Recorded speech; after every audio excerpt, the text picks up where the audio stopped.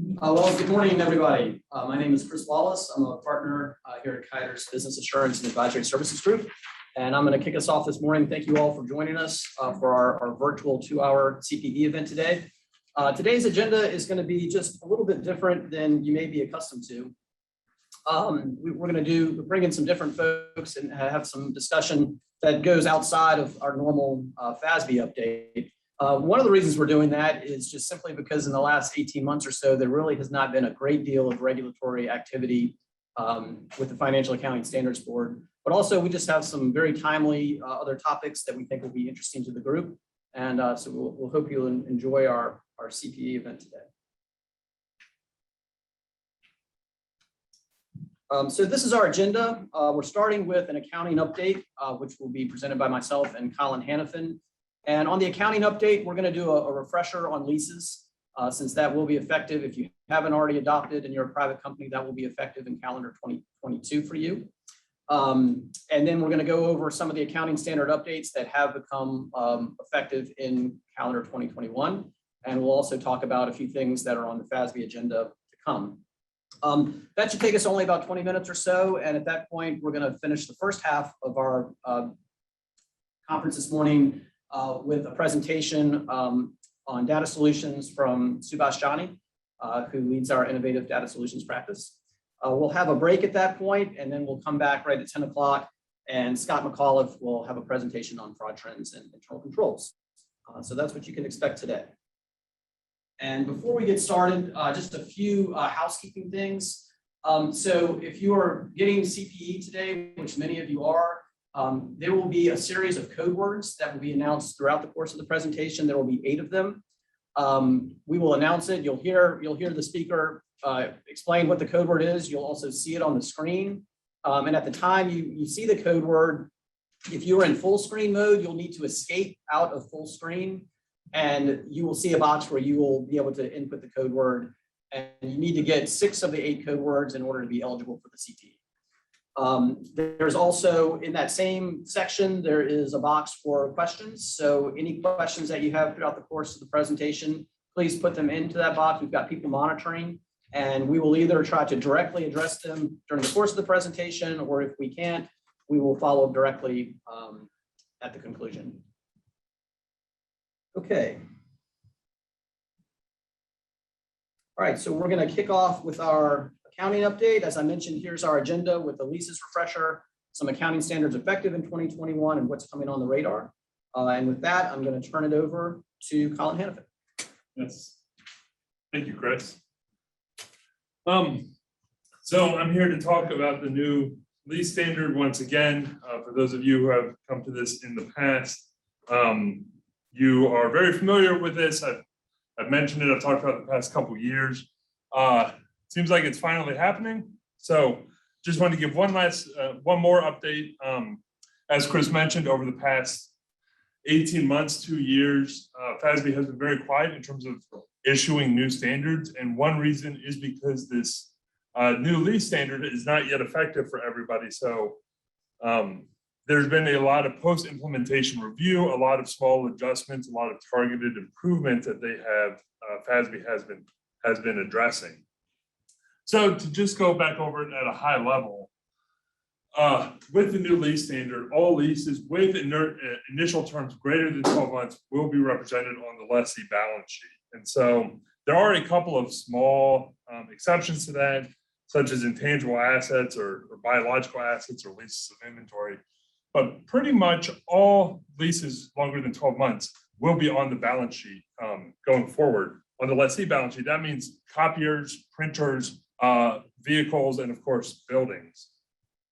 There will be 2 types of leases, finance and operating. These are actually pretty similar to the current capital versus operating.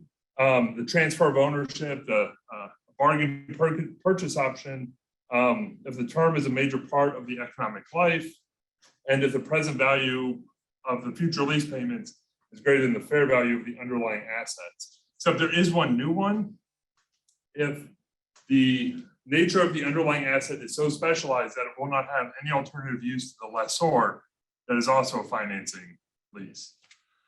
And so the lessee will now recognize a right of use asset and a lease liability. Again, none of this is new at this point. This has been around since 2016. So this is hopefully not the first time you are hearing of it. The biggest challenge people have been running into is determining the initial measurement of these leases. And it really comes down to the lease liability. And in order to determine the lease liability, you need a couple of elements. Number one, you need to determine the lease term. And that lease term may or may not include future option periods, such as the option to terminate early or to renew the lease. And when considering whether or not to include those, you have to determine whether the option is reasonably certain to be exercised. And what that means is that there's an economic incentive for the lessee to exercise that option. So it could be, the cost of moving. Maybe you have a really good rate on that vehicle or on that office building, that there's an economic incentive for you as the lessee to exercise that option. And when that's the case, then that term or that option is then considered part of the term. So that's the first step. Then you have to determine the total lease payments. And the third step, which is probably the most difficult, is the discount rate. You have to determine the discount rate to determine that you're going to use to discount it back to present value. And so as of right now, there are three options. There's the rate implicit in the lease. For most lessees, this can be pretty difficult to ascertain because it requires you to know the fair market value of the underlying asset and a lot of other elements. For the lessors, you must use the rate implicit in the lease. You can also use the incremental borrowing rate or the risk-free discount rate. That is only available for private entities, and that is what we have seen most people opting to use. It's the easiest to come up with, but it's also typically the lowest. And so as a result, balance sheets are being very much inflated by the addition of these lease assets, these right of use assets. And then the right of use asset is based on that initial lease liability. So really it's a calculation of the initial lease liability that you have to watch out for. Again, going over quickly the accounting overview. This slide will look familiar to people in the past. The balance sheet is the same whether it's a finance or an operating lease. The operating lease treatment, although items are on the balance sheet, the impact to the income statement and cash flow shouldn't be significant. It's going to be treated just like the prior standards operating leases. For finance leases, it's sort of, again, similar to the treatment of capital leases. You have amortization expense, interest expense, and then it'll be hitting financing and operating cash flows. Okay, so here we have our first code word. Just a reminder, if you're viewing this online, you need to hit escape from the full screen mode and see that button in the top right. And your code is 630. And it's again here in the top right corner. Sure. Okay, perfect. Thank you. One thing I want to note is that the lease standard appears to be really happening this time. It's been deferred in November 2019 and in June 2020. I attended the AICPA's Engage conference this summer. This was the hottest topic of conversation, the number one topic. Anytime FASB was in the room or the private company council, the number one question was, you aren't really going to make us do this, are you? And the answer was, yeah, we are. So just a reminder, for private entities, it will be effective for fiscal years beginning after December 15th, 2021. For calendar year entities, that means December 31st, 2022, it will be effective. Now, you won't need it for your interim financial statements to the banks or other users until beginning in 2023. But all that to say that there's a very short runway now. It is a significant amount of work to implement this standard, and there's now a very short runway. And FASB has not indicated that they are intending to defer it again. I think they're tired of kicking the can down the road and want to see it come to pass. The next item I want to note is the latest proposal. This was an FASB released an exposure draft earlier this year. And under this latest proposal, private entities will be allowed to elect using the risk-free rate by class of underlying asset.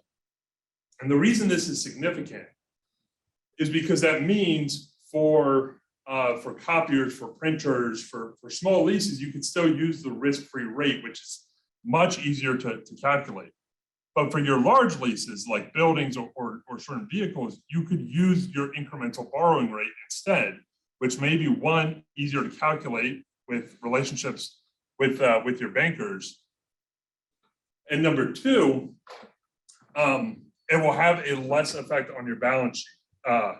And so if you're using the discount rates where current discount rates are, the asset value is going to be so high that it's going to trip a lot of leases into finance lease treatment.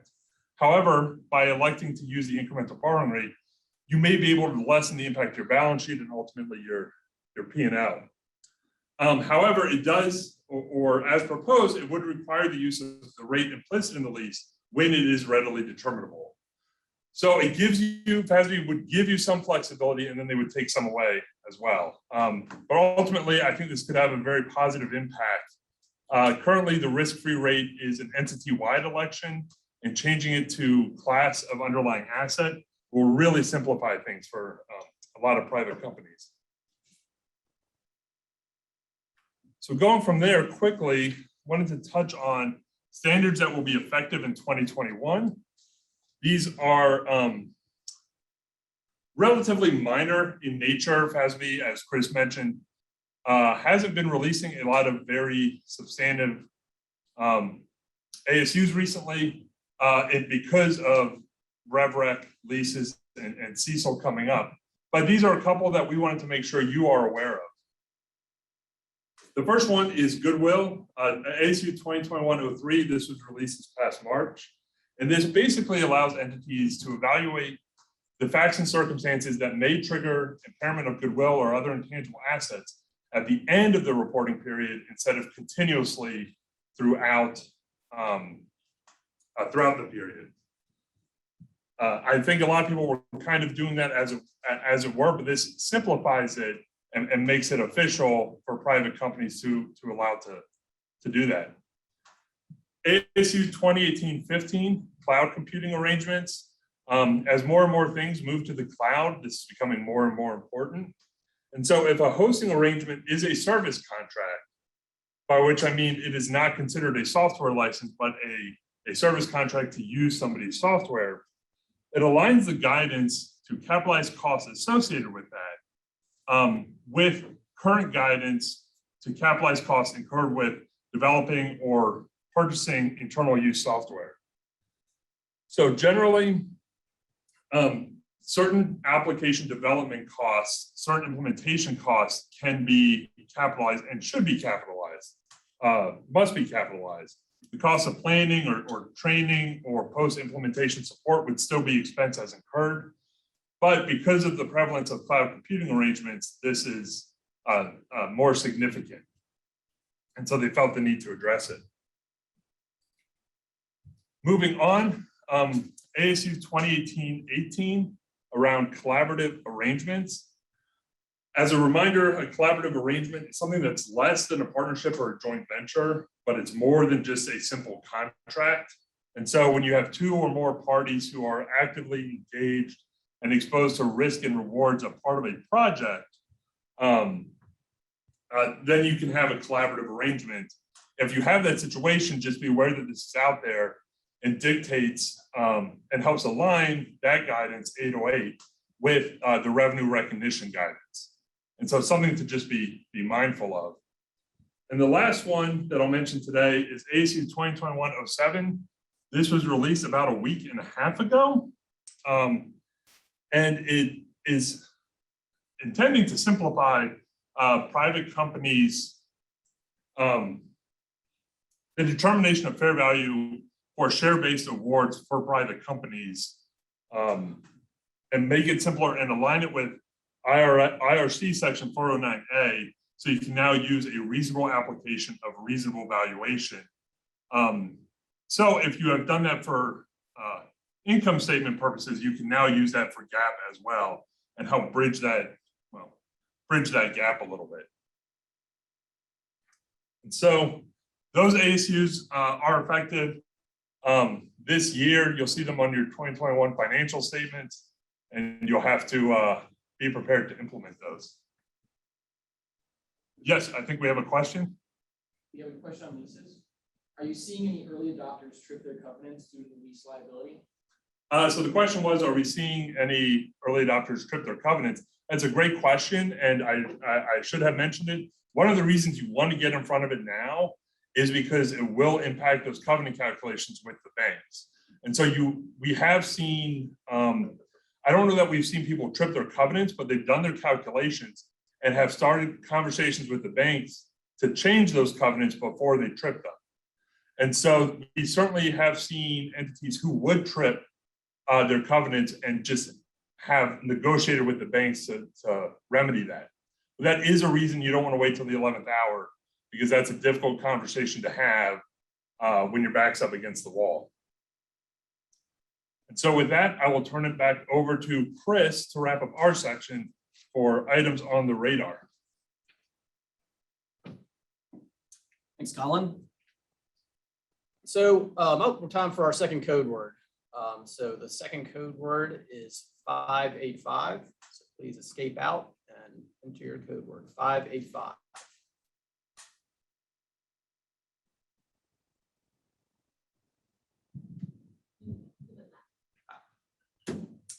Code word is 585. If you can. Okay, so just a couple other things to bring up this morning. Colin and I have both mentioned that the FASB's focus, if you kind of think back over the last few years, there were the three big projects that everyone knows about: revenue recognition, leases, and current expected credit losses, or CECL.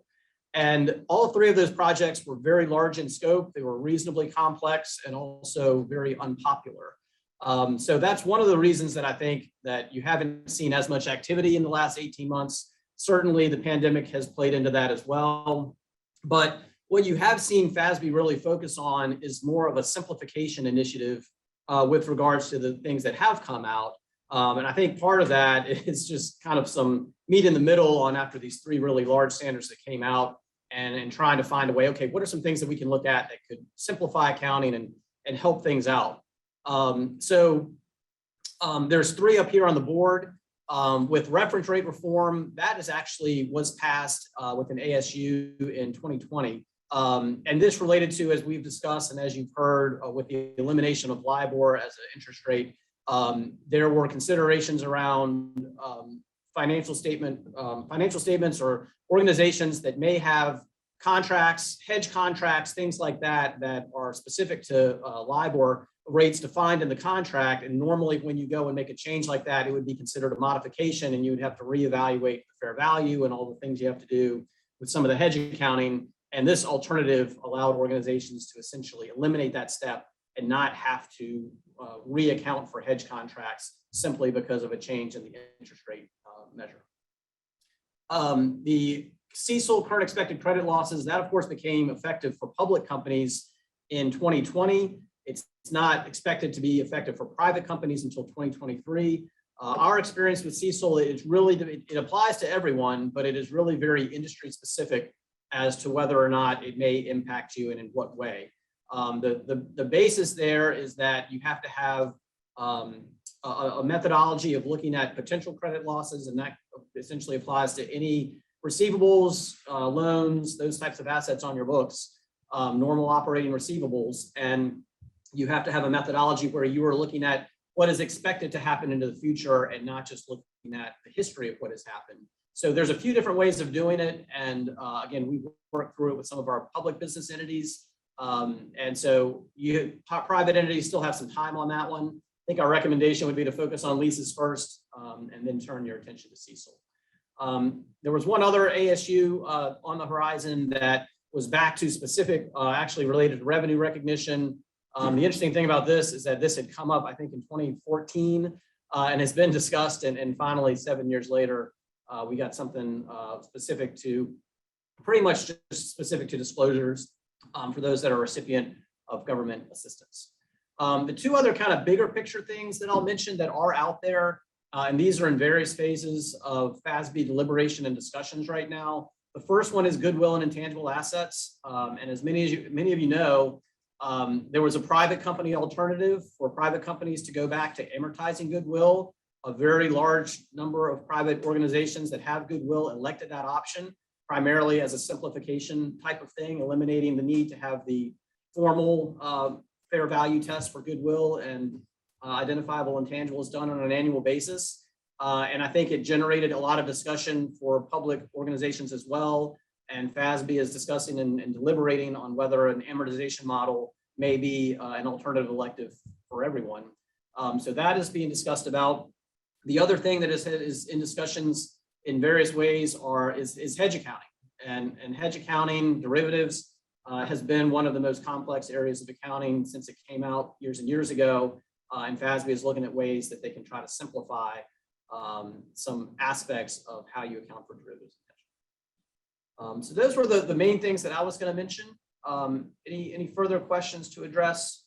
Okay, so if anyone has any questions, you're welcome to put them into the chat, or you can email Colin or I directly, and we would be happy to respond to you.